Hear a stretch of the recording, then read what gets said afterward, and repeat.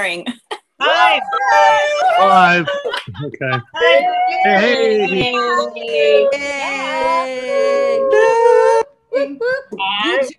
YouTubing. We're tubing. We are so excited. Hello, everybody. And welcome to the Playground Experiment, Volume 137. Hey. I am your host. My name is Maura Kelly, and I am currently in New York City, actually Astoria, Queens, the ancestral land of Lenape, the people. Tonight, we have artists participating from a range of places all over the country or world, depending on who is participating. And you can see several of them right now holding up the names of indigenous peoples whose ancestral land, I should have practiced this, ancestral lands they currently are on. Yes. We at the PGE acknowledge that wherever we are in this country, we are occupying stolen land, and we honor and respect the indigenous people that once lived here, as well as the indigenous people who continue to live here and contribute to our society. We at PGE strive to be an inclusive organization for all theater artists. And with that, I'd like to invite everyone else who is participating tonight to turn on their cameras and say hello. Hello. Hello. Hello. Hi, YouTube. The virtual stage, our founder and artistic director. There he is, Mike Lesser. Yay! Hello, everybody. Welcome, and welcome to Virtual Volume 137 here in our virtual home. Yay! We are here at Virtual Volume 137, and for those of you that have never been to a volume before, because you're out there for the first time on YouTube, our Volumes is our flagship program where we're going to have 6 amazing writers bring in 15 minutes of what we call messy work. It's not perfect, it's not completed, it's not done. It's not something that should be reviewed because it's a work in process. And with a work in process, what is better than having brilliant PGE actors? And that's what we have. Give a round of applause for our PGE actors. Today is also International Women's Day, and we would like to celebrate all of our PGE artists who are female identifying. So if you are a female identifying PGE artist, please keep your camera on so we could shout and celebrate you, our PGE artist. If you are not a female identifying artist, put your cameras off. Give it up to all of our every PGE woman, female it's all in me. I'm every woman. I'm just going to let Robin sing. Only 8 Yep, bars. go, Robin. That's it. I sang the bars. And now we're going to bring everybody else back in one last time. Yay! Here. So thank you. And all of our PGE artists that are out there, we welcome you as well. Tonight, we have the amazing Maura Kelly as our host for the evening. Give it up, everybody. Yes, I'm hosting a la Zoom. I'm so excited. This is my first time ever doing digital hosting. So yes, very excited. We are super excited because today we have people from all over the country as well as all over the world. We have one of our actors is all the way from New Zealand today. So thank you for staying up or being awake. I'm not sure how that works, but we appreciate y'all being here. I'm going to get rid of that and that. Now you get to see my hair. So welcome. I'm going to ask all of our actors to do their first bit of stage direction and have our actors disappear, leaving just our writers and stage directions readers. Tonight on stage directions, we have the brilliant Alexandra D'Souza. For the first time, we have Danya. I'm not going to, I should have practiced your name too. We're going to just say Danya. And then we have Darpan. So we're gonna give them up a huge thank you, and we're gonna ask them to disappear. And I'm gonna leave Maura Kelly with our 6 writers as we begin the evening. Enjoy, everybody. I'll see you on YouTube.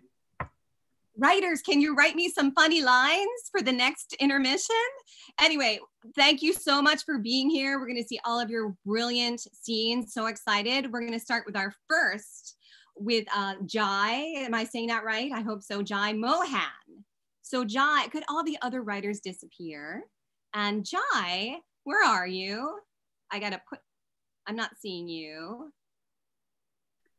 I'm here. Oh, there you are. So, would you like to say anything about your piece that we're about to do, or introduce actors, etc.? Yeah, so reading narrator 1 is Matthew Menendez. Courtney Magaro will be reading narrator 2. Bug Johnson will be reading the main character, and Mackie Raymond will be reading the playwright, the serial killer, and the love interest. Whoa, wow, that person's got a big part. Can't wait to see that. So, anything else that you'd like to add, or is that about it? We'll let you see it. Dum. So I take you to, it's called It's the Creative Process.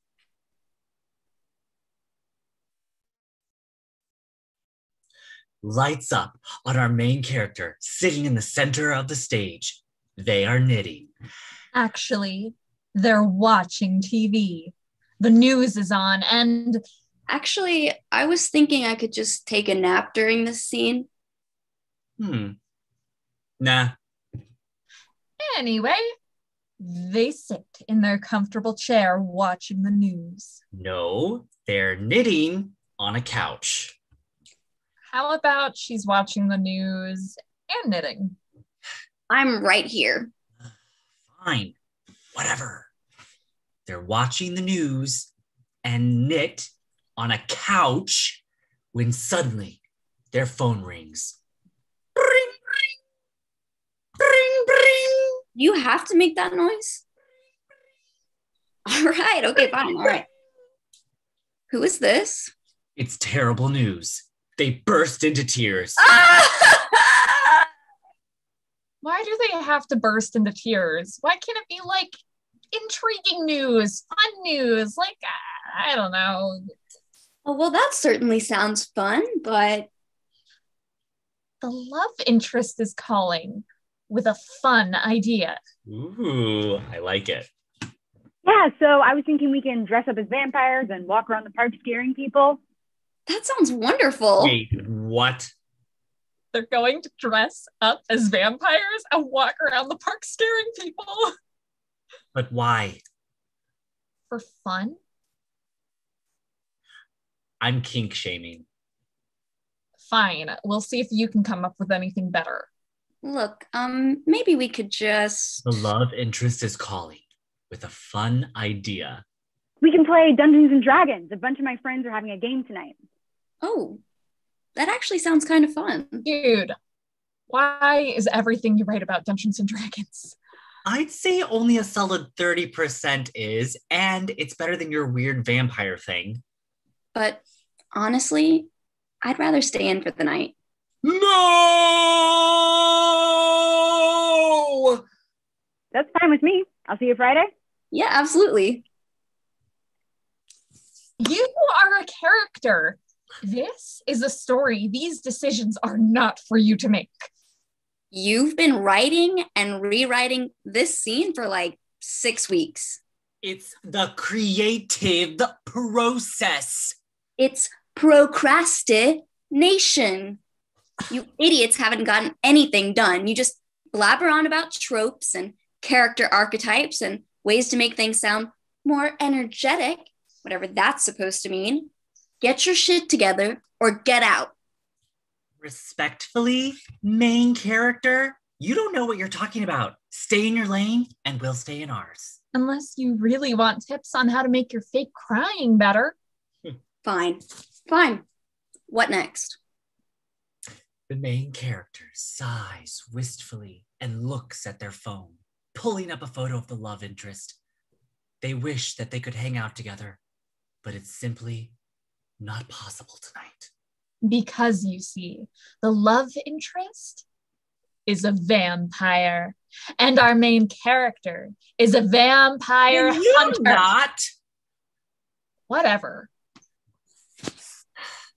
The main character goes to bed, tossing, turning before finally going to sleep. In the window, there's a face, a serial killer holding a knife. Yay, murder! Dude, what the fuck? What? We don't have enough actors for that, and we definitely don't have the mental capacity to add in a serial killer plotline right now. Yeah, you two are kind of a hot mess today. It's the creative process. Let's try something else. No. You know what? You two both keep screwing up my plotline. This is getting in the way of my nap. More than that, it's meaningless.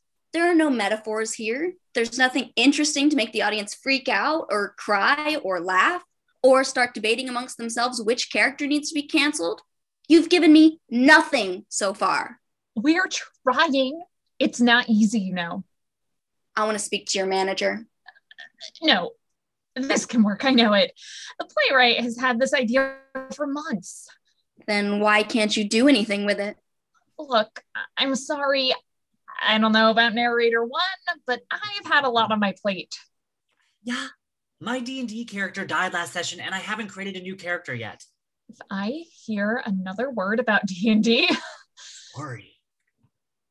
it's like every time I try to focus on creating a scene, Or a story, or a poem, or a song, or a character. my brain just turns to static and I can't fucking do it. Like the inspiration has all been sucked out by vampires. Have you considered taking a nap? I'm not allowed to talk about D&D. You're not allowed to talk about vampires. The only thing I've been able to focus on over the last 5 months is TikTok. I'm so tired. You know, a nap would really help with that. I'm going to take one soon. And when I wake up, I want to speak with whoever's in charge here. Narrator 1, I'm sorry. I've been a terrible partner to you. We're supposed to be working together, but all the ideas I can come up with are vampire related. No, this is my fault. I keep getting distracted, and every time you think of something halfway good, I'm not even giving it a chance. I keep fucking this up for the both of us. Maybe we should just give up. I mean, look at our main character. They've gone to sleep. Our ideas are so boring. I'm sorry, guys. I can't do it. Who the fuck are you? No one at all. Narrators 1 and 2 both exit. I'm so sorry.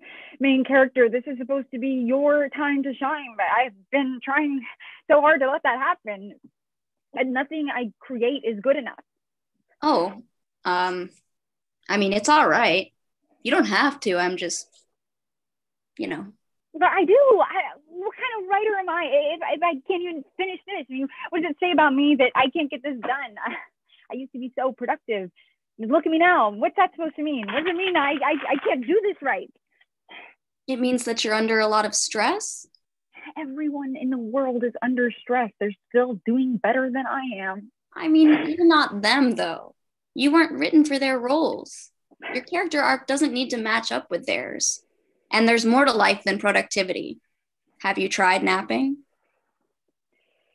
I'm not sure I know what that is anymore. Damn, that's sad. Anyway, have you tried just taking a break, resting, and then coming back to it? You don't even have a name yet. I'm a figment of your imagination. That doesn't make it okay. I'm a work in progress, dude. You don't technically need to give me a name yet. And it's okay if you don't give me one. It's okay to scrap this if you need to. I'll forgive it. I mean, if you're a figment of my imagination, then you're part of me. How can I just throw that away? I'll come back when the time is right. But now you need to rest. How? How can I rest when there's so much to do? All I have to do is write something to entertain people. I'm supposed to make people laugh or cry or gasp and awe. That shouldn't be so hard. Maybe you're overthinking it. What do you mean? Maybe trying endlessly to do this when you can't is what's making it hard. Maybe right now what you need to do is listen to your characters instead of your ego.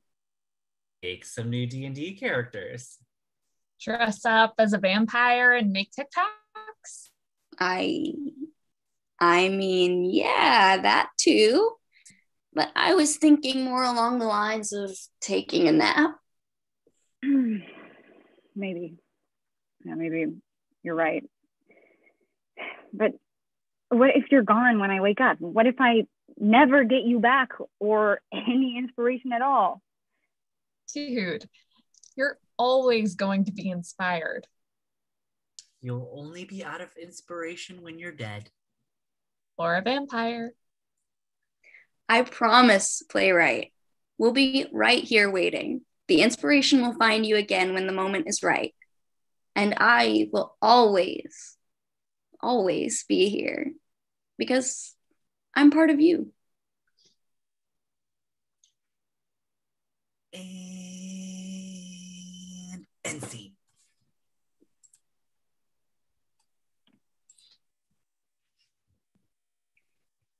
Mute myself. All right, everybody, come on back. Come back. Oh. Wow, that, I'm so glad all the writers here, we can totally relate to this. I was completely laughing and so neurotic, just like this writer here. Maybe she isn't. And then all of a sudden, it was like this beautiful speech that is the best advice for anyone who's writing that's having a bad day. I like love this. So I just wrote down a few lines that I love. Yay, murder. and the napping and the D&D. Anyway, I just loved it. And thank you guys. Woo! And I'm going to ask our next person to come up. If I can get the schedule here, switching screens.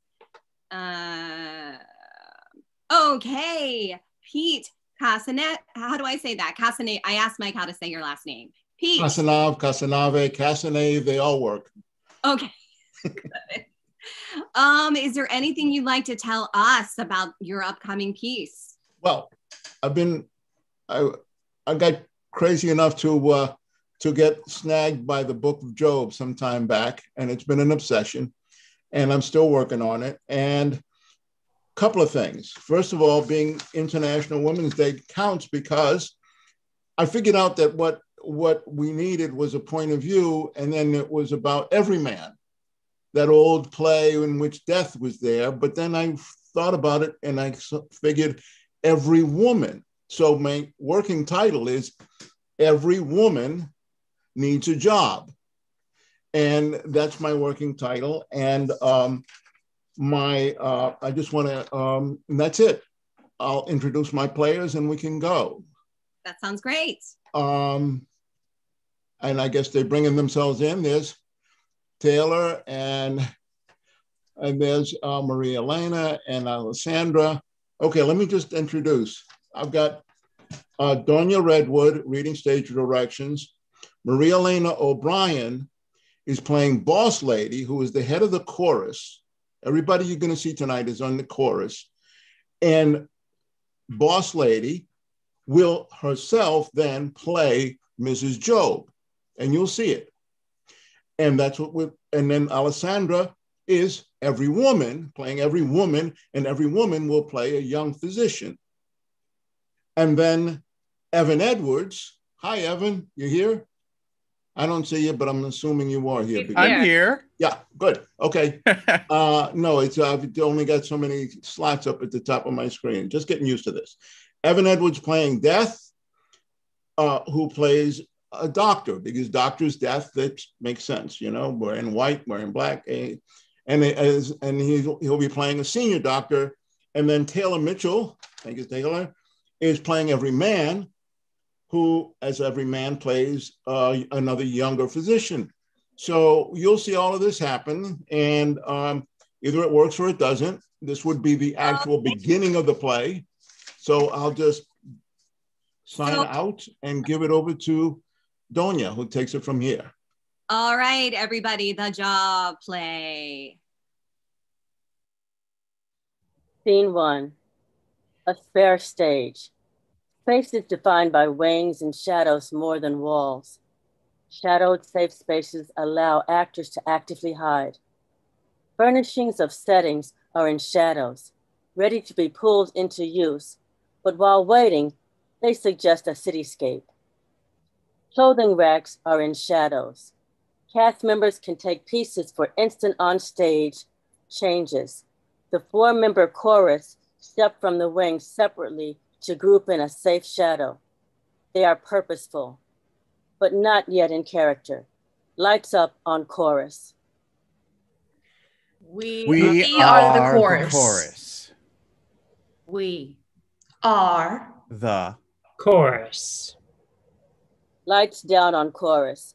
Every man, wearing earthy brown, walks quickly to an established point of entry. As eyes follow him, every woman, wearing earthy green, walks to another shadowed point of entry. Every man assumes character as he steps back into light, looking for someone. When every woman steps out from the shadow, every man spots her. Hi. Are you Everyman? Yes, I'm Everyman. Are you Death? No. My instructions are, I'm supposed to call myself Everyman. I'm supposed to wait for Death to call. Death is supposed to call for Everyman. That's the way I understand it. That's what I told you. That was actually a question. I'm sorry, I don't understand. Thank you for apologizing. I always apologize. I never understand why. And who are you? I'm every woman. But there's only one. I can be every woman the same as you can be every man. That's the name that was given to me. I'm not going to apologize for it. Why not? Apologizing is the bad habit that I'm going to stop doing. Using a statement for a question is my other habit. You are... I can ask. Are you Everyman? Yes. I can ask, but I won't apologize. Death, wearing dark gray pants, white shirt, and nondescript tie, enters into the light, leaving Boss Lady in the dark. Every woman? Yes. Hi, I'm Death. Happy to meet you, Death. Oh, hey, Death. I think you're supposed to meet me. I'm Everyman. You do look familiar. I should. We used to be in a famous play named for me, but you got the good lines. The title is me, Everyman. We are famous. Enter Boss Lady. She is dressed in medium gray business suit and nondescript scarf. The parallel play, Every Woman, was suppressed. In this play, you don't get top billing. You just keep trudging on until you die. Don't you mean trucking on, old lady? I said trudge, and I mean trudge. Don't ask. And don't ask why, old. At least you said lady, but don't ask. Why can't I ask? You weren't even in my instructions. The instructions were incomplete. I am instructing. Don't ask, because Mama spank, little one. But what I... She's the boss. She can't be the boss of Death, can she? Oh, she's not. We are co-equal partners. But that's what... There's that but again. That but that's asking for a butt whooping. But... You too? I can make this a double bubble butt popperoo. However... Girl, the boys are always slower to learn. That's how they flirt. Sorry, ma'am. Call me boss lady. Thought you'd be called Life. You and Death have a thing, right? I can tell. Or it seems like... He answers to Death, but he prefers to be thought of as entropy. Entropy? Yes! S equals the Boltzmann constant times the natural log of the thing that... Shut up! No, quiet! No more math. Do you want to chase them away? They hate math. This is all about keeping them, the audience, happy. Math drives them all away. Okay. When do I die? Are you in such a hurry? You will die many times, probably in the next scene. There's plenty of death and dying in this play, which is based on the Book of Job. It's a tragedy. Rephrase your question as a question, little one. But, sorry, it is a tragedy, isn't it? Isn't it a tragedy? Wrong. This play and the Book of Job, on which it is based, are... Oh, well, both comedies, just like Aristotle was. Oh, hush! First it's the math, then you scare them with the Aristotle. However... But you are thinking, how can it be a comedy if so many people die? You said but. Aren't you afraid? Of a butt whooping? Ha! Mind your business, little one. These things are private. Both of you, hush and pay attention. Dying, but especially living, is where you two come in. Two actors of such variety, versatility, and depth play the full span of humanity, every woman and every man. Dying? Living in many ways. And dying. That's the job. You got something better to do? All the world's a stage, and all the men... And women merely... players. Stop auditioning. Thank you. You're as bad as he is with his math and his Aristotle. And your Shakespeare is worse because they feel like they have to pretend to know it. It shines a light into their hole of ignorance. Explain the death in comedy. The other person's pain is funny. I'll do something painful. The joke will be on me, but worse for you two. Death, do you want to play the doctor? With you, always, anytime. We'll start this play with my Mrs. Job going into labor. You'll be the obstetrician. What about us? Snot-nosed young doctors. Where you find a doctor, death is lurking close by. Oh, God, it hurts so bad. Help her. Put Mrs. Job in a bed. In a chair, damn it. I won't lie down in front of the children. Who is this child? You look like you're in high school. Trust me, I'm a doctor. Bullshit. You're not old enough to be a doctor. Oh, it hurts so bad. Badly. Bad is an adjective. Oh, shut up, Entheo. Surely. You mean as pedant, as in teacher? Get out. I'll examine her. Help me.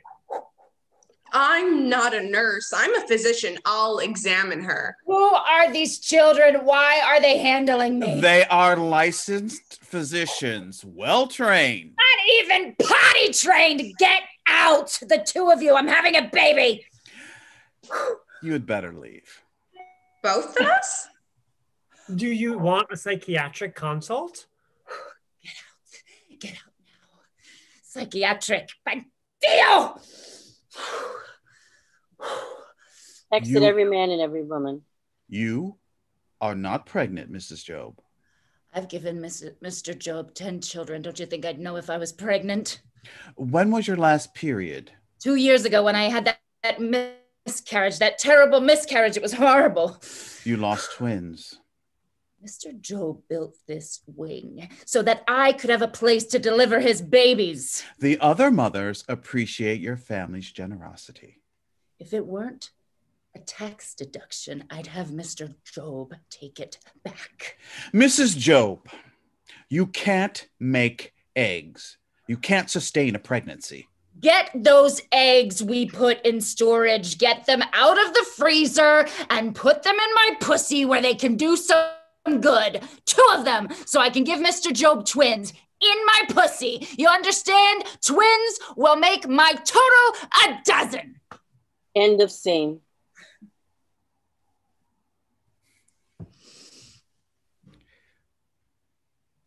I gotta unmute. Okay, so that's it, or we keep going? That's it. Oh my gosh, I did not stop laughing. Every single one of you has like a million funny lines. Evan Edwards as Death. I want that voice to be. I mean, I love it. You guys did a great job. Let's give a round of applause. Thank you so much. All right. And we're moving along. Our next, Natalie Necufaro. Can you come on up here, please? Hi. Hi. Oh, you look so bright and with that nice red top. I had to put on the spring clothes today. I was just like feeling the need. Yes, that's good. Tomorrow will be spring. Okay, is there something you want to talk about your play or introduce your actors? Sure. I actually do want to give a little context. So this is my one-woman show. There's actually not a one-woman show that I've been working on for a while. We are diving into a section where you will be lost if I don't explain what's happening. So what's just happened is that my character, the actress, was in a therapy session. And we sort of get to see in flashbacks that her parents didn't support her. And we get to see her go through this cathartic experience where she redoes what she wants to say to her parents.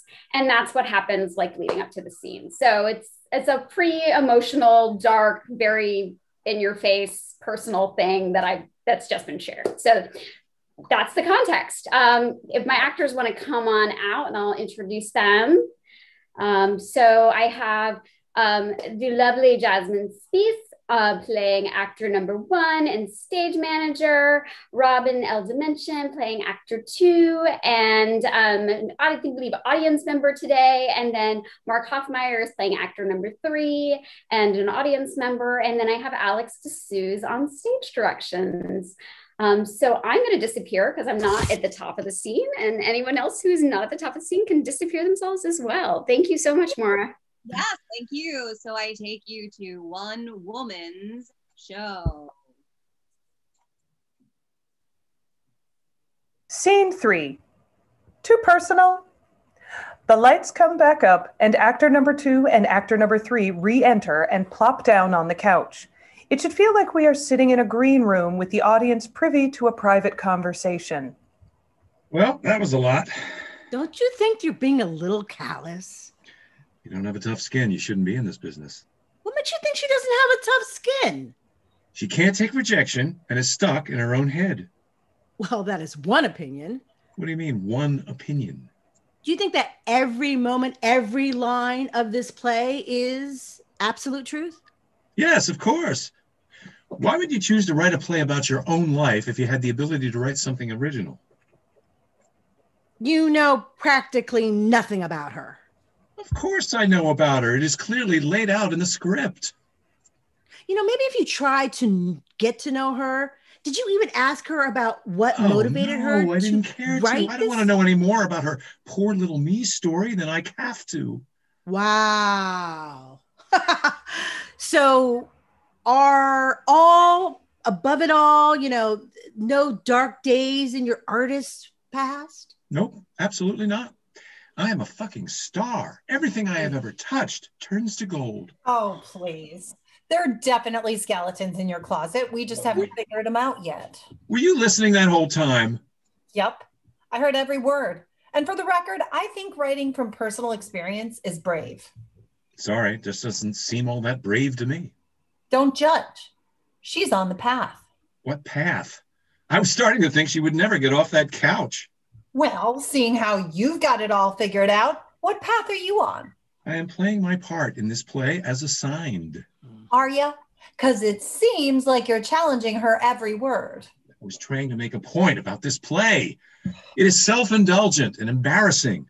Yet, if I were writing a play, even if it was based on my personal experience, I could do it without airing out all my dirty laundry. You're ridiculous. How is speaking your truth about an event that impacted your life dirty laundry? I have more respect for my parents. It isn't about respect. Regardless of our parents' best intentions, they hurt us sometimes. I still think it's shameful. It would be more shameful to hide her true feelings. Yeah, she's brave in choosing to write a new story. But is it really a new story? Oh, Lord help me if you don't shut it. I'm just asking a question. All right, you two, enough. It is too much to ask for a moment of peace. Why are you all sitting around here talking?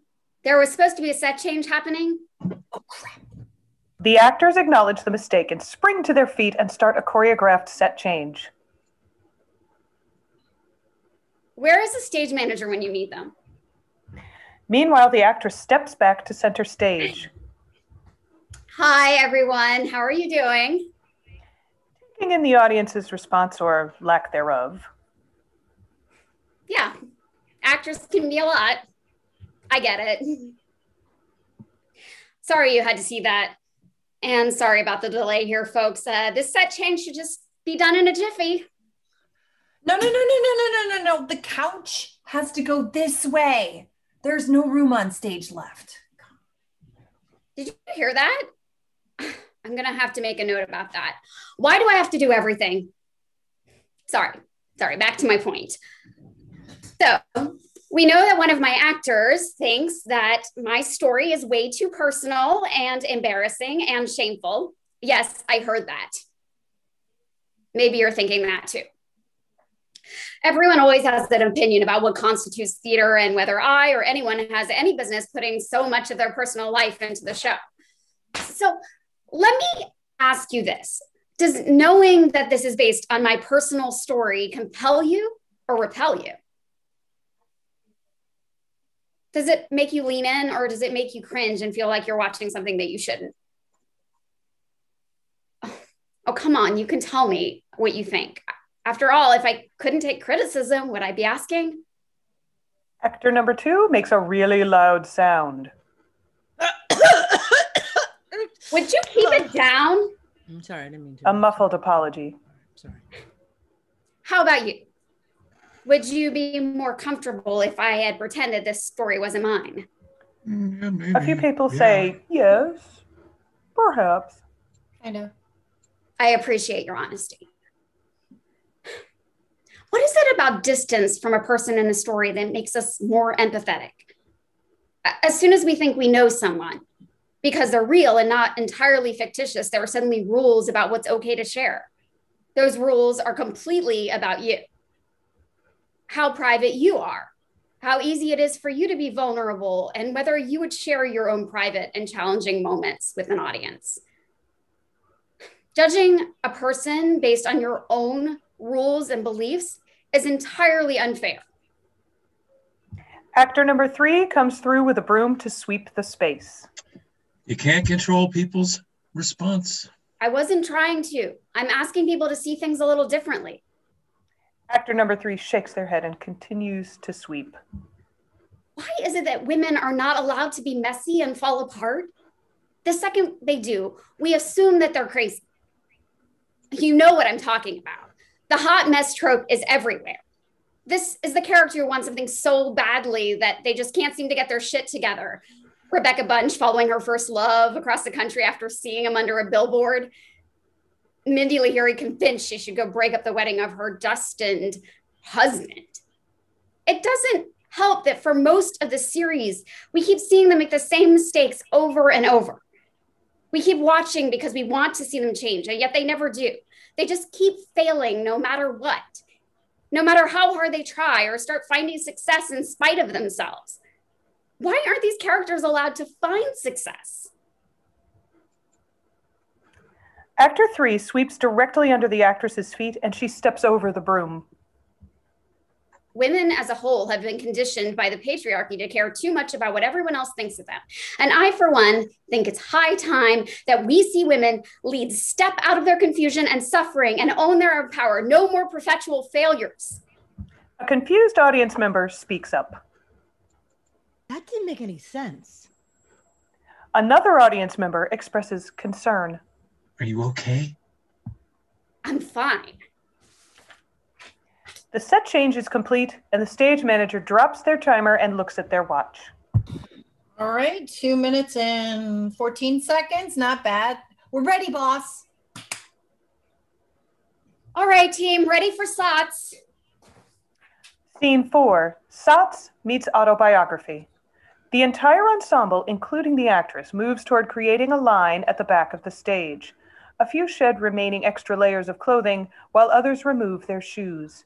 They are all in fitted attire and barefoot. The ensemble works together to clue the audience in to exactly what they are doing as they move through a viewpoints improvisation. You're probably wondering, what the hell is SOTS? Not to be confused with SATs. It is a state of preparedness. Making our bodies physically, mentally, and emotionally ready to be on stage.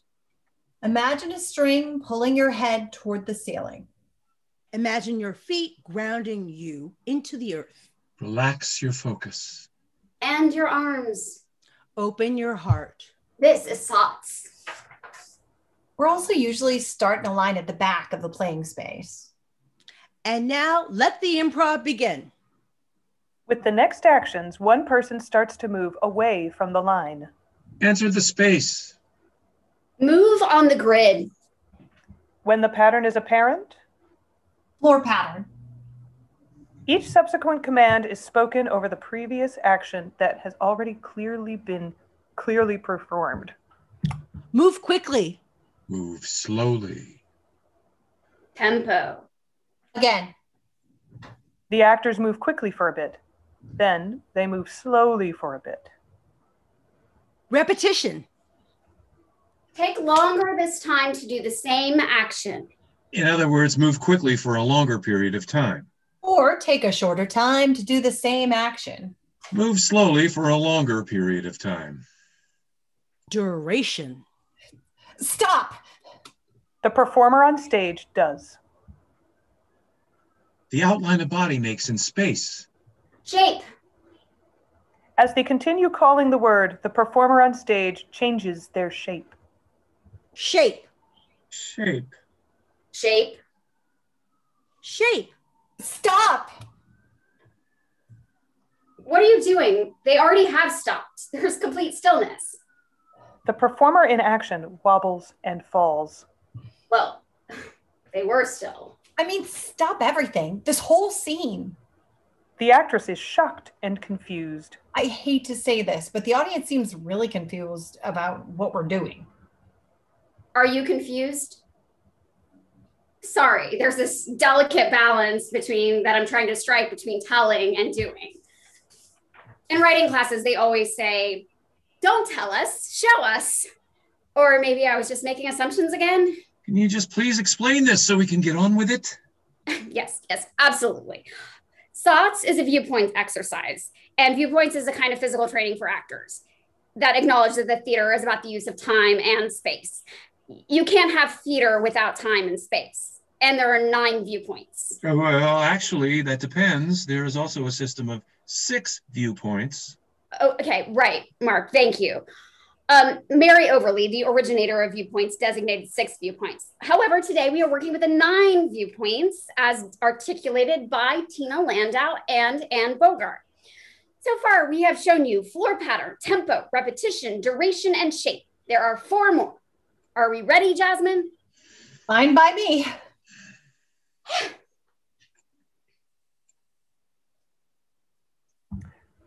You are muted, Robin. Starts and stops may happen at any time. Not a viewpoint, just part of the SOTS improvisation structure.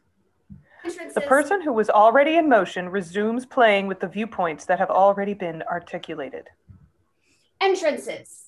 Not a viewpoint, just a part of the SOTS improvisation structure.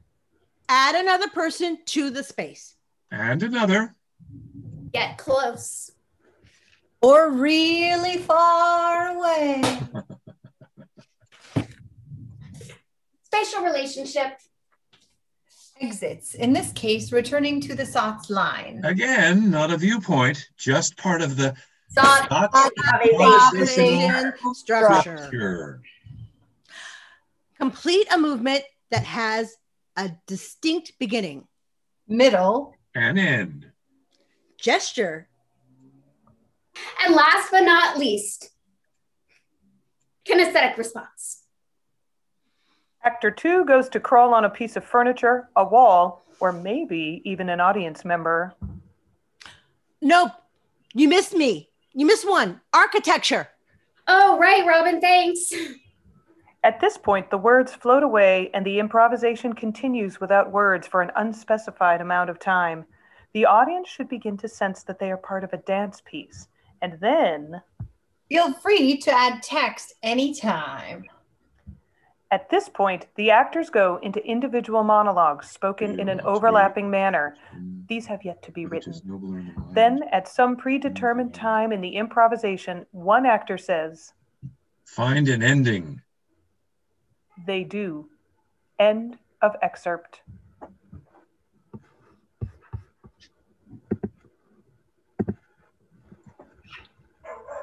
Okay. Wow, that is the most amazing Zoom physical acting I have ever seen. Like, you guys were doing like that was just really great. There is a theme going on with these plays where the actors are narrating themselves and stepping out of the fourth wall all over the place. It's kind of crazy. This is so joyful and funny and surreal. You all did such a great job. Thank you, everyone. Thank you so much. Okay, so I know that we're going to go to our intermission dance party. So I think I'm bringing back Mike Lesser. Bring back everyone. Everybody. Bring back my girls. Bring them.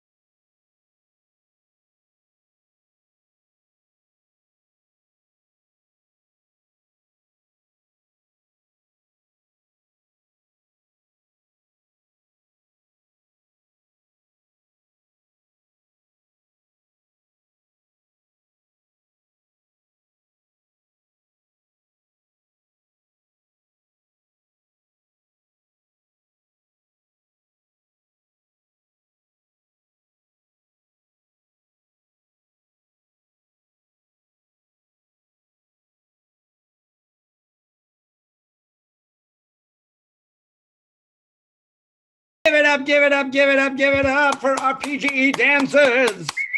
Solid gold. Sorry. Again, young ones, look that up. Google it. Welcome back, everyone. We are so happy. We have so many awesome people. Benny D is out in the house, and Caitlin is out there, and we see Kit Goldstein Grant. Peter Macklin was out there. Where's the Beck? Or what's the Beck is out there. Hi, how you doing? Oh, good to see y'all having a good time on the YouTube. Oh my God, it was very meta. First act was very meta. All three, with loving it, loving it, loving it. Huge round of applause for our round one writers and actors. Round one, act one. Couple of announcements upcoming on this Friday. Actually, we have two of them in the house right now. Both of you unmute yourself and make some noise. Give it up for Daniela and Jasmine. Woo! Yeah. Good noise. Jasmine Spees. Just so they both end up on my first. Give it up for them. This Friday is and Saturday is our First Reads Festival. You can go to our website. We have two plays on Friday. Jasmine Nail Biting Spees has her play. What is the name of your play, Jasmine? As my brain is fried. It's okay. We changed it about halfway through our creative process. Thanks, Mike. That's a good thing. On Any Given Day in America. And that's at 5 p.m. And then at 8 p.m., we have Mejita by Danielle Tome. Give it up. Where are Danielle? Are you here? Yes, I'm here. Thank you.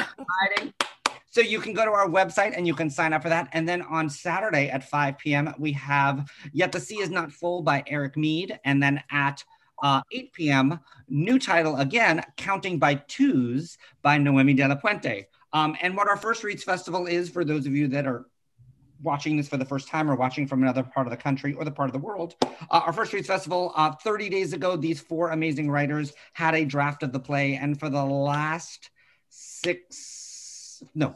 30 days, I was checking. The last 30 days, they've been rewriting They've been rewriting to go from draft 1 to draft 2. So it is a first reads festival because this is the first time this table read has happened. And we have brilliant, amazing actors. Some of them are in the room tonight.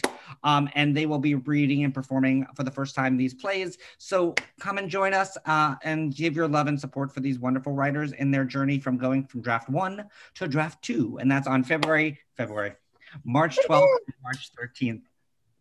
Other thing to note, if you notice, my name is not at the PG on Venmo. I am Mike Lesser. If I didn't say it earlier, I am the artistic director. But we do have a Venmo page at the PGE, which if for some reason there's something weighing heavy in your Venmo machine and you'd like to send us a something, feel free to send us some stuff. We are on the cusp of we are waiting to hear back from some grants and all these fabulous things, but Venmo does help us to keep our virtual doors open.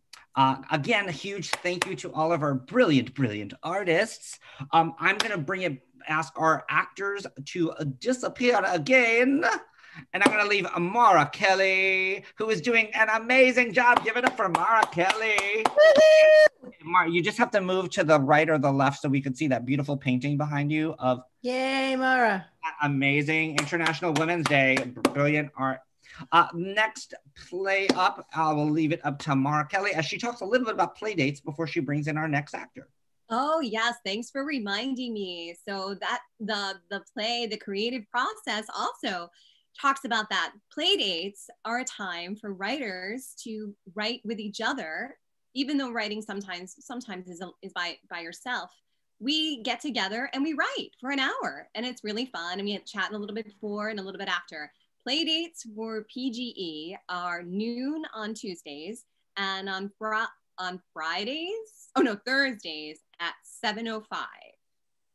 Am I getting that right, Mike Lesser? Yes, you are. Thursdays at 7, Tuesdays at noon.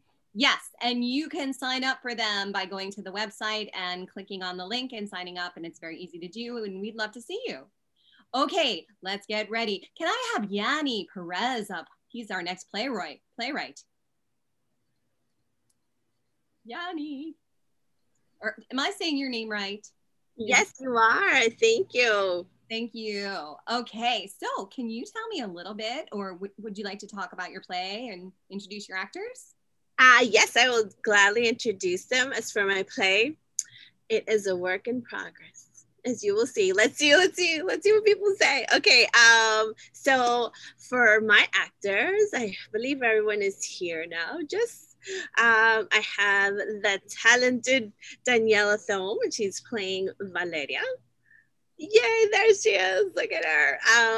And the wonderful Monica Reyes, and she's playing Angel. Yes, look at that. And the fabulous Dan Dominguez, and he is Gael. ¿Dónde está? There he goes. Excellent. So, and this is called Once More. Yes, for now.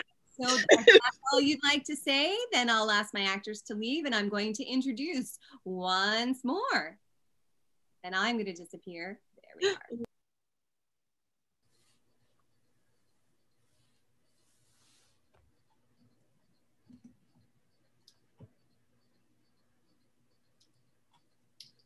Once More by Yanni Perez. Present time, location primarily Brooklyn, New York.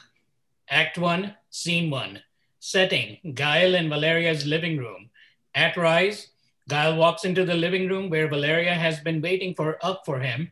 It's around 1 a.m.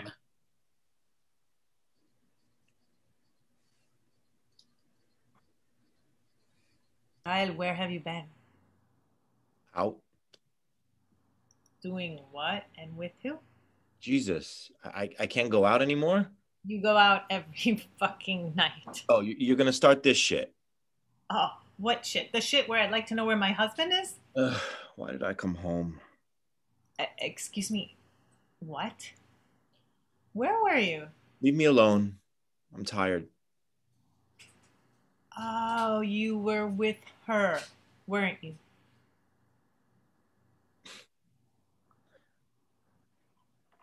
Tú sí que jodes. I was with Chris and Matt.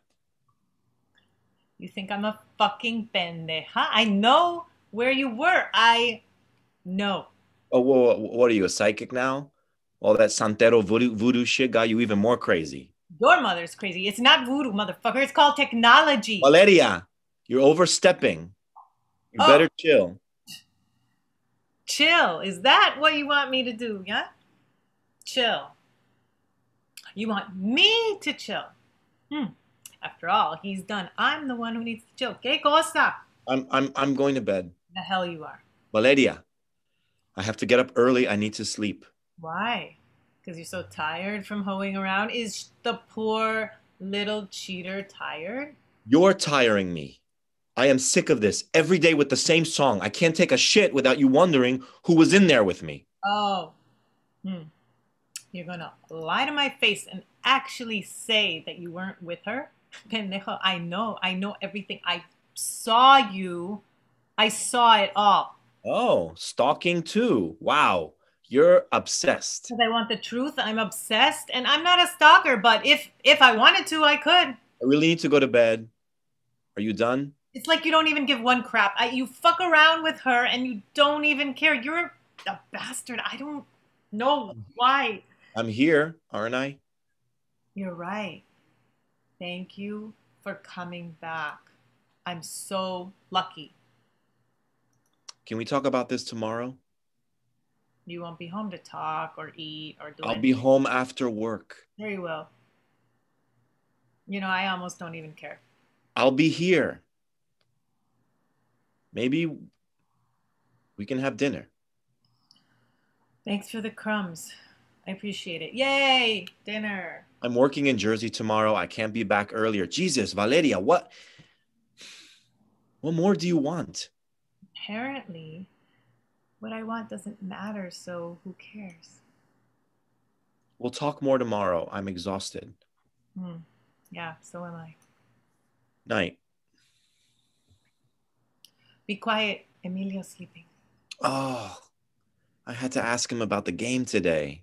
Got 2 hits and scored 1 run. He was so excited. If you'd have been here, you'd have known. Damn it. I have to congratulate him. Tomorrow, Guyan. Apparently, everything will happen tomorrow. I could just pop in real quick. Oh, he needs to sleep. He also needs his dad, but that's another story. What are you talking about? I'm here for my son. I forgot we have different definitions of here. Yo. Well, the truth's a bitch, ain't it? Well, some things... Hey, choose your words, your next words, very carefully. If there's one thing I know is that I am here for Emilio. I'm glad you think that. I can't anymore. I really need to sleep. Good night. She walks over to him and smacks him hard in the face. We can talk tomorrow, but that's for tonight. Good night. Curtain. Scene 2. Setting. Gail and Valeria's living room. Gail texting. Words will be projected or can be spoken off stage. Good morning, beautiful. Hi, you up? Sleeping. Up already? Yeah, gotta be at work. Okay.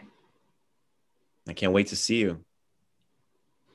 Your wife's gonna get mad. She's always mad. Won't make a difference. Not that I care about her, but you have to do things right. Valeria walks in and sees Gail texting. Why are you texting so early?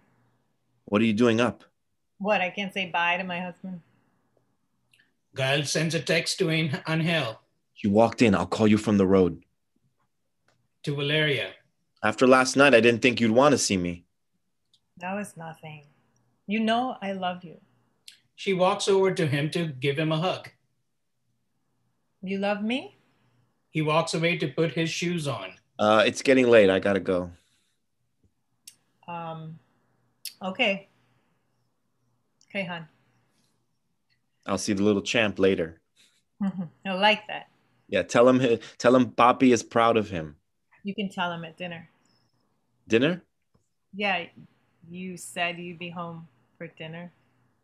Oh, yeah. Right, I'll text you You'll text me. to let you know what time I'll be here. Are you planning on being late? No, but there may be traffic. Right. Traffic. I have to run. I don't get a kiss. Bye. Thanks. Gail calls Angel from the car. She picks up. Oh, I'm sorry, baby. She walked in and started yapping. It's okay. Again, it's okay. It's not that I care about her feelings, but she is your wife. She has the right to yap. I don't want to talk about her. I'm so happy. I can't believe you said yes. Whoa. Hold your pants. I didn't say yes. I said I think about it. Well, you haven't thought about anything related to us in years, so to me, that's a yes. And yet, you always lingered. Well, I could never leave you.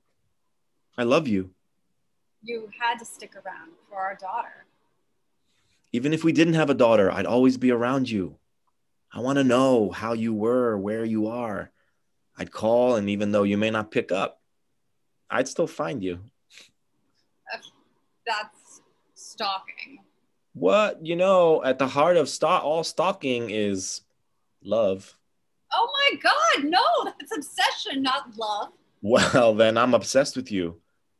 I always have been. Okay, crazy. Like, bring it down like 5 notches.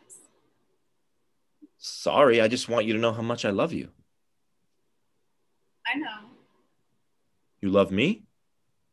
Take it easy, Tiger. Oh, you called me Tiger. You remembered. Remembered what? You know. You remember. I don't think you got enough sleep. You're going crazy. Oh, I'm too excited for sleep. I've been waiting for an opportunity for a tiny speck of hope, and I finally got it. I'm just starting to explore. I know, but that is all I need. Take it slow. There are many things to consider, like almost too much. It'll all work out. As long as I have the love of my life back. Everything else can... Not that easy. It's been years. Let's not think about all that right now. I'm sorry I woke you. I know it's early. I just wanted to hear you breathe. Okay, creeper. It's fine. I have to start breakfast, get ready. You taking the baby to school? Oh, she hasn't been a baby for years, but yes. She's getting big. I almost don't know her. You actually don't. I know I wasn't around. I was stupid and in such a different place. Mm-hmm. Yeah, I know. She barely even talks to me. Reap what you sow. Yeah. I fucked up. It may not be too late. Well, I truly hope not. I'm trying to do right, you know. Had you been... Never mind. I have to get ready. I'll talk to you later. Okay, my love. I love you. Take it easy, por favor. Okay, mi ángel. Hey, you've always been my angel. I think she's up. Let me go. Oh, okay, get going. I'll see you later. I'm making chicken quesadilla. Oh, I love your chicken.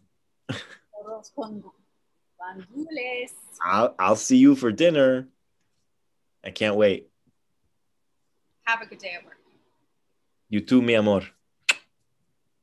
They hang up. End of scene. Oh, okay. I really do not like that guy. I don't know what's gonna happen, but they better do something. I don't know how far you've written Yanni. Where is she? Come on back. And I'm coming back. I do want to say that I forgot to introduce the stage directions. You did such a great job. I was looking at Darp and Joshi, where are you? I have to scroll to see you. Thank you so much. Right here. Thank you so much. Thank you so much. Okay, you all did a great job. Yeah, I just. Okay, thank you so much.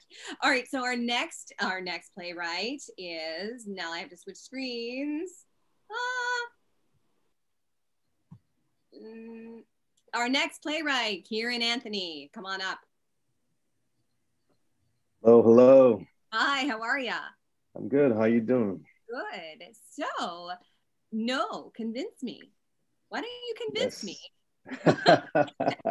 And tell me, you want to tell us something about your play and your Yeah, acting? Sure. definitely.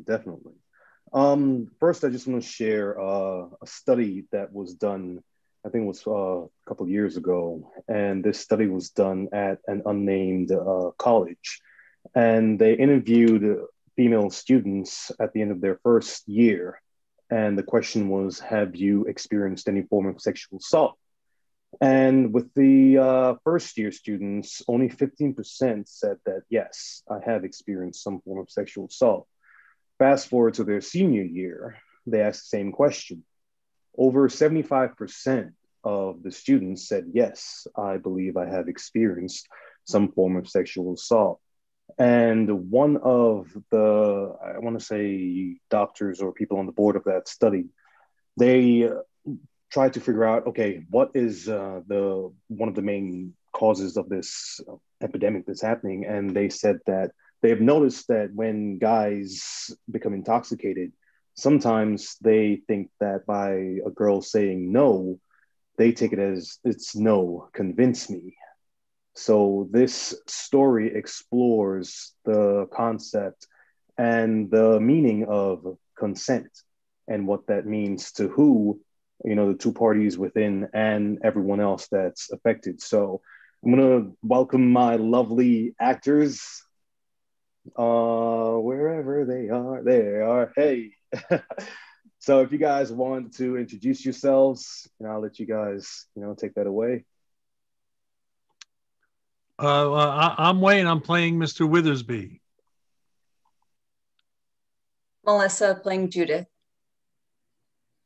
I'm Peyton. I'm playing Alexis. Anthony playing Cameron. And we got Danya on stage directions. Great. Excellent. So we take you to No, Convince Me. Interior bedroom at house party, night. We open in a bedroom with a few items of clothing on the floor, a bra, a pair of sneakers, etc.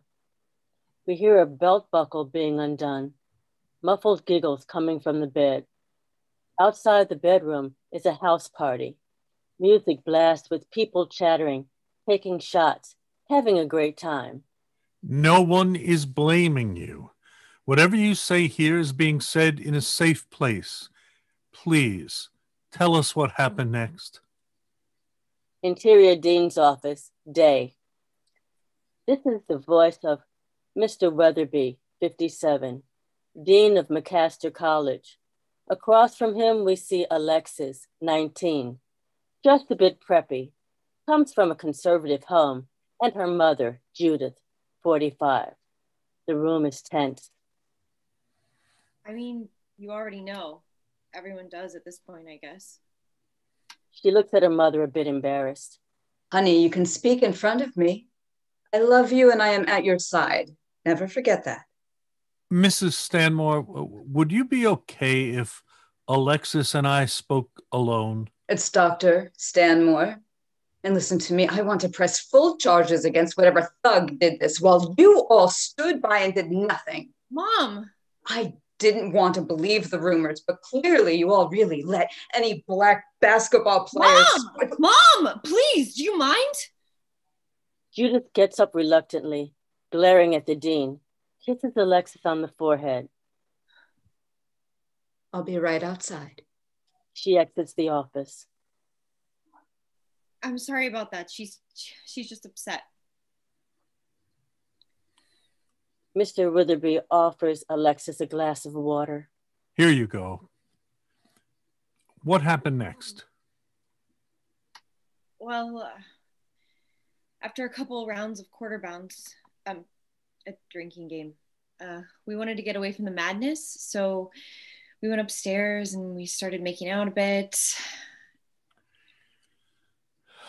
At any point, did you feel unsafe? I told him that we shouldn't be in there. I mean, I didn't know whose bedroom it was, but I was having a good time with him. Really. Interior Dean's office, day.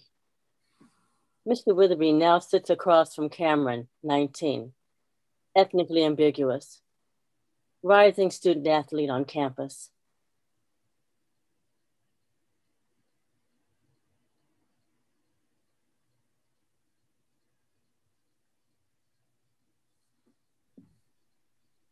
You're on mute, Anthony. I did what?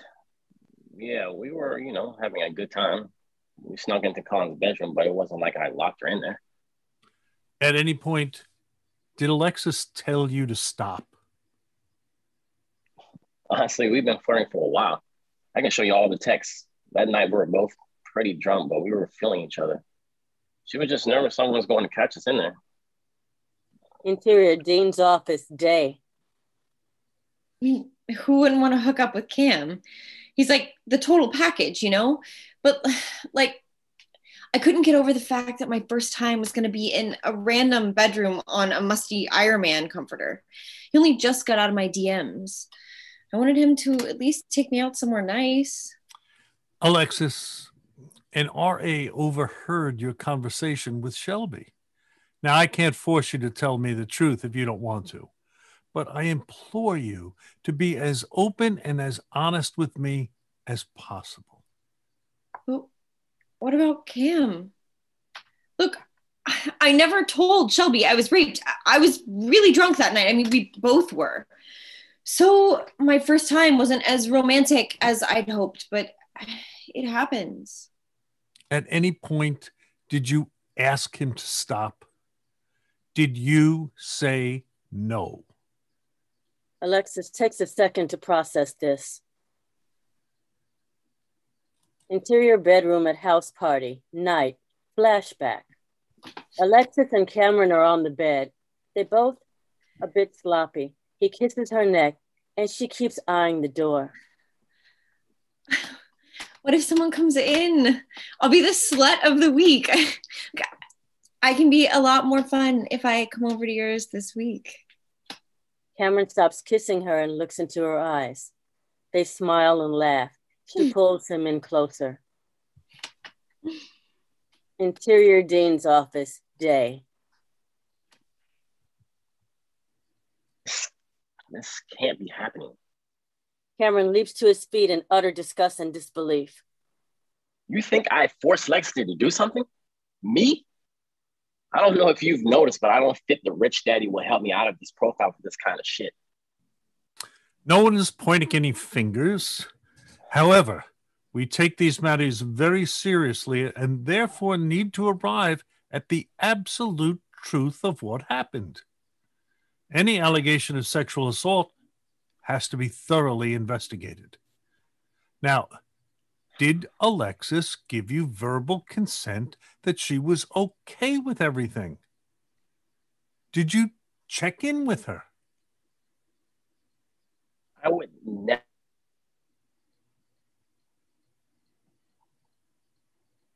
Okay, look, I'm not really looking to settle down or whatever, but I swear to you, I am not a rapist. Lexi said I raped her? Cameron, when drugs and alcohol are involved, clear consent cannot be obtained. An intoxicated person cannot legally give consent. Cameron leaps over, cradling his head with his hands. He lets out a deep sigh, eyes still closed. I can't believe this is happening. I grew up with a single mom. This is the last thing I would do. I've never even been arrested for anything. By this logic, everyone on campus is being assaulted then. Or is there something about me that makes me the go-to villain? Cameron taps his arm, alluding to his skin color. Mr. Weatherby refers to the notepad in front of him, noting Cameron's behavior. You mentioned having a good time with each other. How did you get to the bed? Lead me through the events that transpired. Intercut between bedroom and dean's office. Well, we were, God, this is embarrassing. We were, you know, doing stuff. After making out for a bit, I went down on her and, you know. I put my mouth on him and he like went down on me, but like, I don't know. I didn't want him to think that I was lame. And at any point, did you receive any indication that Alexis did not wish to continue? I mean, no. I swear on my life, she was enjoying it. She like pulled me in. I mean, she is saying, you know, someone might come in, but she never said anything like, no, get off me. I liked him, you know? I wanted him to see me again, but I also just wasn't feeling for it to happen right then and there. So I guess I was looking for an excuse to not seem like a fucking prude. Consent doesn't have to ruin the mood. Alexis, if you said no in any capacity, also bear in mind a partner saying nothing is not the same as a partner saying yes. Even if you changed your mind after initiating a sexual act, that's assault. I wasn't raped, okay? I'm not some little girl that got taken advantage of. I'm not weak. I'm not a statistic. Interior Dean's office, day. You believe me, right? You've known me for 2 years. You know this isn't me. I'm not here to be judge or jury, Cameron. I care about both of your well-beings. So what happens now? For the time being, unfortunately, you will have to be suspended from the team while this matter is investigated. What? I can't lose my scholarship, please. This will ruin my life. Interior Dean's office, day. With all due respect, sir, are we done here? I'd like to make it to my lab so not everything in my life is ruined. Sure, Alexis. I want you and your family to know that we will have a full investigation underway. I also want you to have these. Feel free to reach out to me or to this hotline if you ever feel the need to talk more. He hands her a series of pamphlets regarding sexual assault and Title IX procedures. Fade out.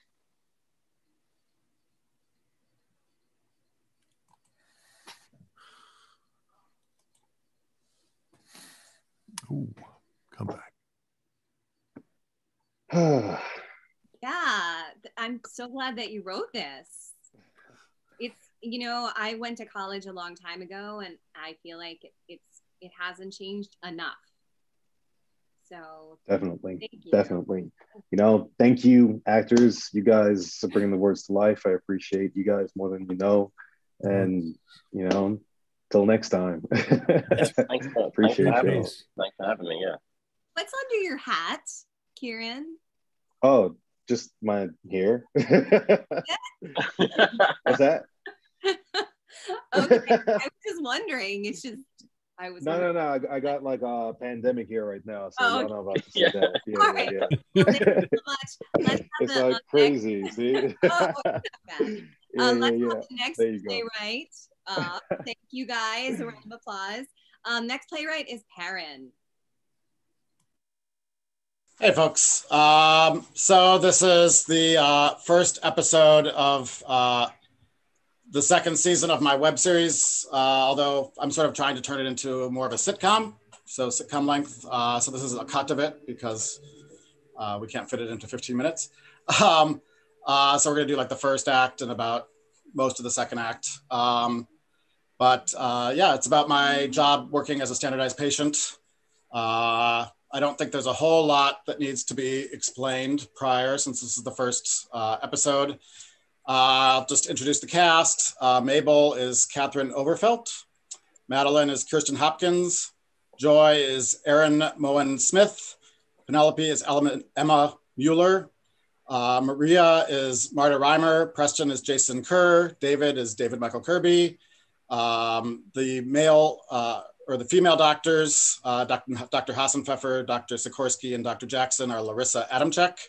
And the male doctors, Dr. Samuel, Dr. Feinberg, and Dr. Stevens are Ren Jackson.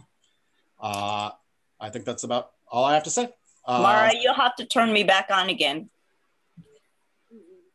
I don't know how.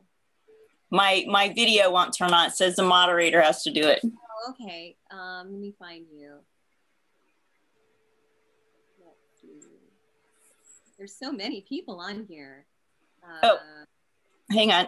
Oh, you're back? Yep, there I am. Sorry. That was scary. I was like, how am I going to do that? Karen, were you finished? I am finished. So, okay, so I just have a question. Is this based on a true story? a lot of these things have, I mean, it's more exaggerated, but a lot of them have, yes, happened at various points in my career. There's a kernel of truth in everything. There's a kernel of truth in everything. And keep that in mind. And the title of it is This Encounter. This encounter may now begin, yes. All right, take it away. Act 1, SP Lounge. Preston reads the paper. David is doing the warrior pose in front of the refrigerator. Penelope sips tea by the counter. Nice, David. Good form. I am a warrior.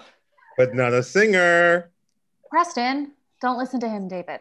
I rarely do. Which is why you're left doing yoga in the break room. Come on, David. I'll join you. Penelope stands by David and does the triangle. David lays on the floor and goes into the bridge position. Mabel enters. Whoa, what do we got here? A twister game? Count me in. Mabel straddles David.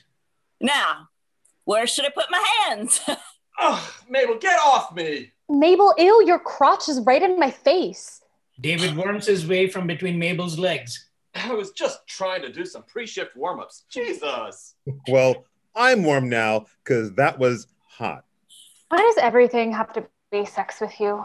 Me? I'm not the one who hopped onto a coworker while screaming, "Where should my hands go?" Mabel's like a walking HR nightmare. The hell is going on here? Get off the floor. That's nasty. You have no idea. Where are the others? Maria goes to the door. Madeline, Joy, meeting. We were just doing some pre-shift yoga to warm up. Mabel thought it was a game of Twister. Of course she did. Yo, Madeline. Joy appears to Maria's right. Maria turns to the right, screams in Joy's face. Joy! Ow! Why are you shouting in my face? I mean, you kind of shouted in my face. It was an involuntary... Just get in here. We have a meeting. Where's Madeline? She should be here soon. Madeline runs up to Maria. Here I am. Sorry. Bio break. You haven't even started working yet and you need a break? No, that's just another way to say, you know, nature's calling. You know you ain't supposed to be on your phone at work. No, that's not what I meant. She was peeing, all right? Now can we get on with this meeting? Then just say that. This ain't kindergarten. Ooh, Mrs. Ward, can I take a bio break? I don't know. Can you? May I take a bio break? What the fuck is a bio break? Yo, Earth to Maria. You got a point? Just say you gotta piss. Or, since we are in medical education, I gotta urinate, Maria. I can handle it, unlike Mrs. fucking Ward, okay? Got it. Anyhow, we only got a few minutes before we start, so listen up. Things have been going great with this new client, and word is spreading like wildfire. We're getting calls from schools all over the place, so congrats. That's amazing, Maria. Hot diggity damn. Of course. That also means we're going to need more of you folks to cover the extra shift. Excuse me? Girl, how many times do I have to tell you I'm straight? No, Maria, it's just slang. Like instead of excuse, you say exqueeze. Why would you do that? Not to divert from this fascinating conversation, but I think what Mabel was reacting to was your proclamation just now. right before the beginning of our shift that we're going to need some more SPs. So if you wouldn't mind. We're going to be running programs almost every day now. We can't just count on you guys to fill all those shifts. What do you mean you can't just count on us? Why do you think all these schools are calling? Because of us. You can't mess with that. Bad juju. Oh yeah, like the black ones. I hate them. Excuse me? Oh, Maria used her new word in a sentence. I'm about to use a few other words in a sentence. The fuck you mean you hate the black ones? Black juju beans. Ick. Wait, That's what did you? jelly beans, David. Juju beans are fruit flavored. Oh, still disgusting. My brother used to pick out all the good ones and leave me. David, no one cares. Now, we're holding auditions next week if you know anyone who would be interested. So you want us to find replacements for you? Look, y'all work other places, get acting gigs. What am I supposed to do, huh? Just close the center whenever enough of you aren't available? Get a grip. No one's losing their job yet. And by yet, you mean? Yet. I ain't hired anyone or trained them. Gonna take time. Then down the road, we'll see. Maybe the younger folks might be able to remember their cases better. What are you talking about? Us old folks remember our cases just fine. Don't we, David? Who are you calling old? I was just doing yoga 10 minutes ago, remember? Probably not. Preston, not helpful. Who doesn't remember their cases? Oh, I don't know. But when a student writes in their notes that the patient has gonorrhea when the diagnosis is pink eye, kind of makes you wonder. I had an itch, okay? I just went with it. And as a result, that student failed. Not okay. Makes us look bad. Your title is standardized patient. Standardized. You know what that means? The same. Every student is supposed to get the same information, same demeanor, the same. Got it? I'll take that as a yes. Now, just to double check, go read your case when I call your name. Maria pulls the cast list off the wall. David Stevenson, Bell's palsy. Don't worry, this not-so-old man got this case down. Oh my God, please don't tell me I've had a stroke. Try not to actually give yourself a stroke. Our workers' comp plan sucks. Mabel, Juniper, schizophrenia. You know I can do this. Do you hear that? The microwave singing. Who let the dogs out? Oh my God, the dogs! Help! Help! You know what? The rest of you just get to your rooms and read your damn cases. Instead of gallstones, can I just be galled in general? No. Unless you want to be gilled later. Guild? Like killed, since we're all into word games today. Hallway. Mabel is running up and down the hall, pounding on the other SP's exam room doors. Preston enters. Come out, wherever you are. You do know you're not actually schizophrenic, or are you? Maybe. We are in an insane asylum. Can't argue with that. Joy, Madeline, David, Penelope, what are you guys doing? David opens his door. Would you be quiet? I'm trying to focus on my facial stretches so my face doesn't get stuck like this the rest of the day. You know that's an old wives' tale. Well, he's got an old wife, so... She's younger than you. So is the Grand Canyon. How about I make sure your face gets stuck like that? I don't have time for this. David goes back into his room. No, wait, we have to talk about this audition business. That turned out well. Mabel runs to Penelope's door, bangs on it. Penelope! Mabel, please stop. It'll be fine. That's easy for you to say. You're young and pretty and can remember all the details of your cases. But I make one little mistake. You turned a pink eye case into an STD. They both itch. So does Will, but if I'm itching down there, it doesn't mean I fucked a sheep. Doesn't it? Do sheep get STDs? Syphilis. I would know I hadn't fucked a sheep. Not what I heard. I did not fuck a sheep. It was a Halloween costume. She was in a lamb costume. Christ, how many times do I have to explain this? Was the condom lambskin? You know what? Fuck you both. Preston heads to his room. Joy and Madeline open their doors. Madeline is jogging in place. Could you please keep it down? Depression is hard for me. I'm trying to plumb the depths of my despair here. How about plumbing the depths of my despair? I thought you were schizophrenic today.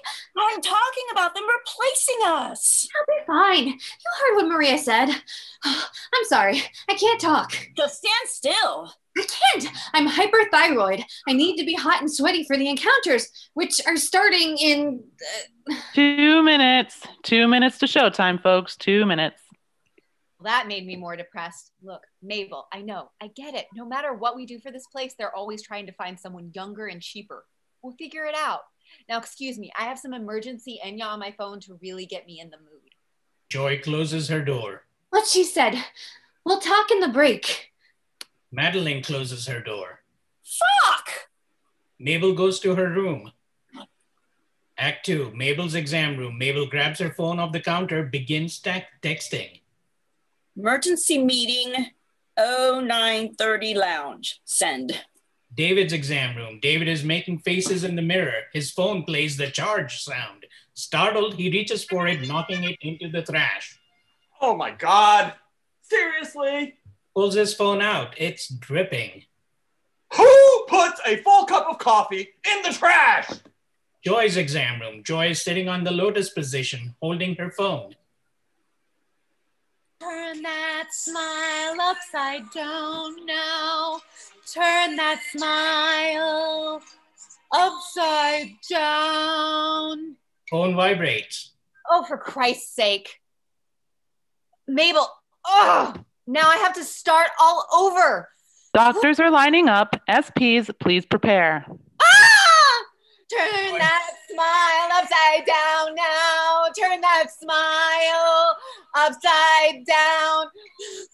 Madeline's exam room. Madeline is doing jumping jacks in front of the mirror. What do I have to do to get a sweat on?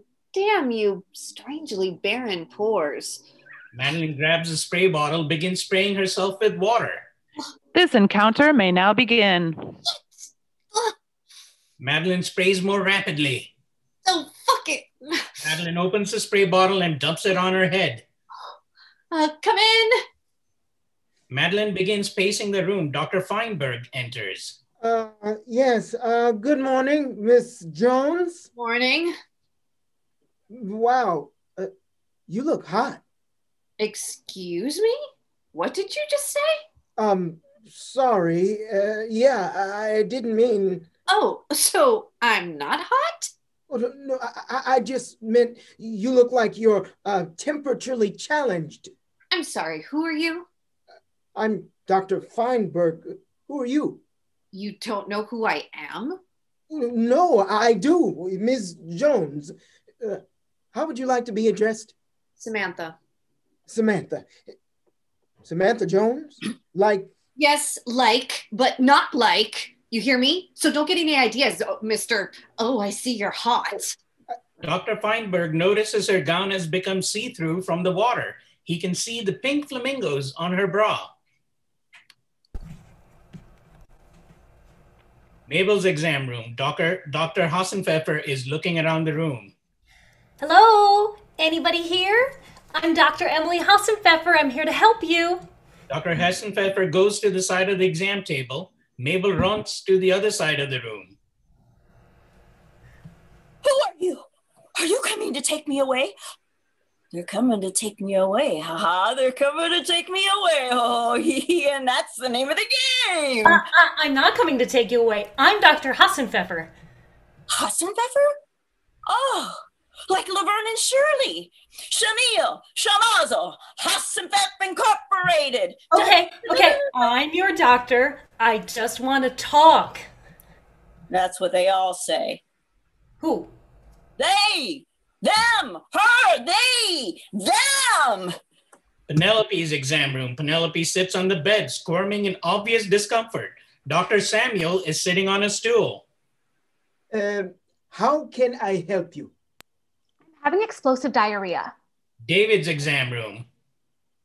My face is messed up. Preston's exam room. My stomach is killing me. Joy's exam room. I'm sad.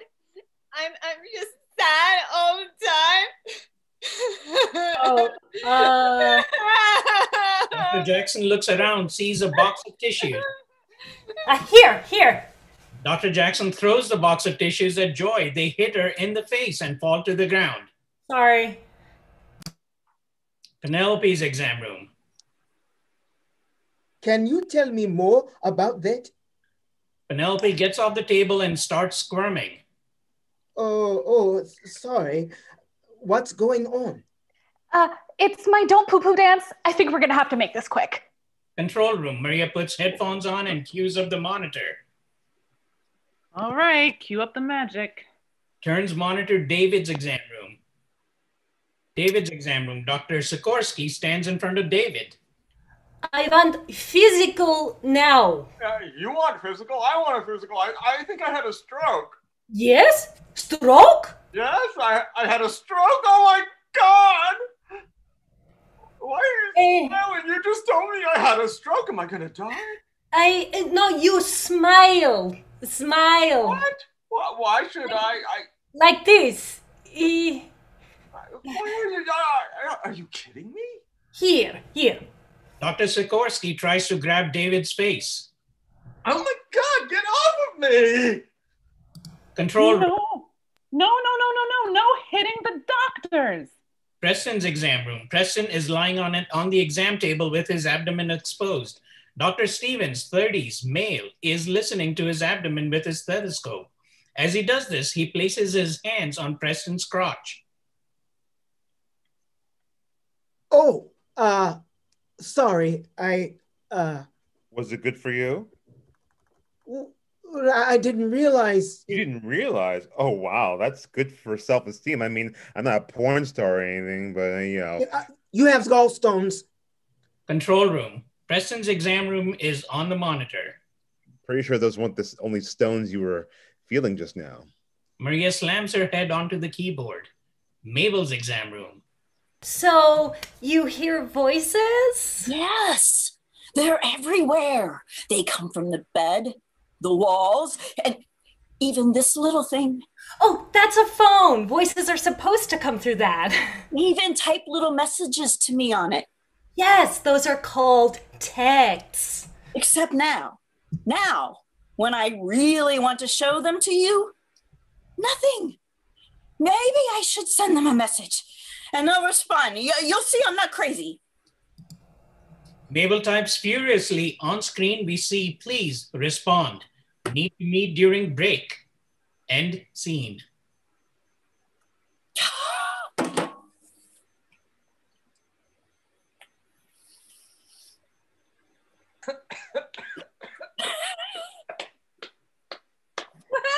Oh, everybody come back. I mean, prepare the cast, and then everyone's going to come back. Oh my gosh. I love the props, the costume changes, the accents. This is very entertaining. And it's all true. Kernels of truth. Yes. All right. I think that this was our last play of the evening. So I think that my job is almost done. And I want to bring back Mike Lesser, and I want to bring back every person, all the actors, the narrators, and the playwrights, to all come back and give yourselves a big giant round of applause. Give it up. First off, give it up for Maura Kelly. If we didn't mention earlier, is a playwright and actor available for scenes and writing at any given time. Feel free to cast her, hire her, send her some Venmo money. No, send us some Venmo money. And everybody just unmute yourself quickly and just do huge screams and shouts for all of you brilliant artists. Yay! Much talent. Oh my God. So we went from meta act 1 to like, oh my God, I'm going to kill myself. Oh, thank God for Perrin.